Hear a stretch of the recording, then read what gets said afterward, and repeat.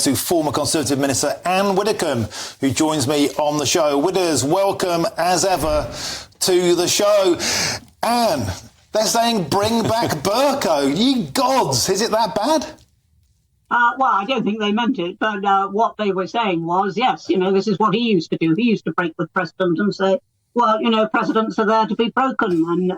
But I understand this entirely. This is a major international issue. It's not just a British issue. It's a major international issue. The British Parliament is debating it. I think it would be very odd indeed if the Speaker did not allow both the government and the official opposition. I know that the SNP would love to be the official opposition, but it ain't. Why the Speaker should allow the government and the official opposition to put down amendments in these circumstances, I do understand it. And whatever uproar it might cause, I think, this is a precedent that is worth having. And when it comes down to it, these aren't binding votes. They have no teeth or impact. Netanyahu won't listen to this in the same way he didn't listen to the Red Cross or the United Nations or South Africa or anybody else. So domestically, politically, Anne, what's it about, as well as showing our beef on the world stage? Is it just jostling for position ahead of a general election? Is it about trying to damage the government? Is it about the Muslim vote? Help me out. It's about the general election. It's about trying to appeal the vote. It's about saying, look, we're very humane people and we don't agree with what's going on. It will have no impact at all on Israel. No impact at all. It will have no impact at all on the way that any other international body deals with this. It is posturing with an election coming up this year. That's what it is. It's posturing. It's positioning. It is not actually seeking to have any impact because it knows it can't. OK, and I'm also joined in the studio by Chris Hope. He'd like to fire a question at you, please, if he can.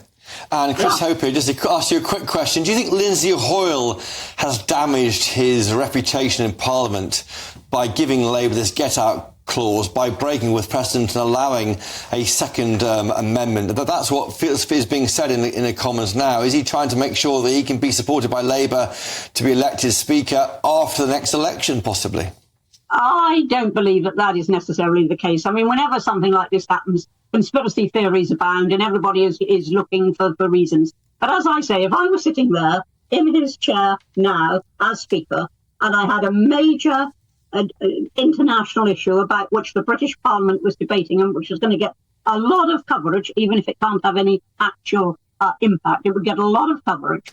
I think to refuse both the government and the official opposition a say in that would be, I think it would be a wrong, and I would reckon it was a reasonable thing to do. And I would then expect, as Lindsay is now facing, the whole world to speculate on my motives.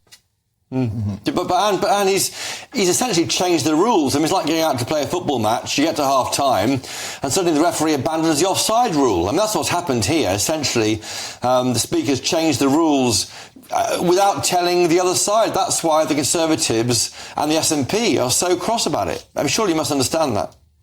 Yes, of course I understand it, but I'm just saying, I'm just trying to think what I might do in his position.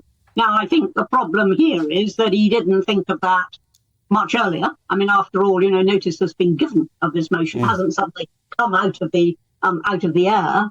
And he might have thought about what he was going to do beforehand and then announced it with perhaps a minute or two for consultation. But I understand why he's done it. I know that is not the position you expect me to take, and I know for the purposes of the drama of the programme, it's not the position you want me to take. It's the position I do take.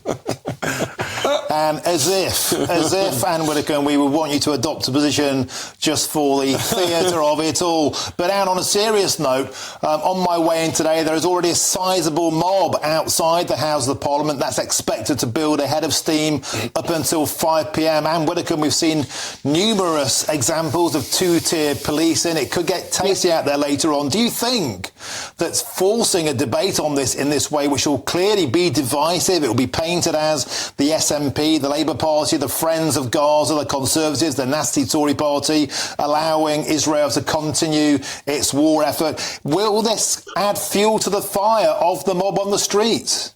I'm pretty certain it will be fairly unruly because this is an issue which raises huge emotions. And the police, you're quite right, there has been two-tier policing. I think, to put it bluntly, an awful lot of Jews would be afraid to be out there outside Parliament tonight. And that is not a tribute to our democracy.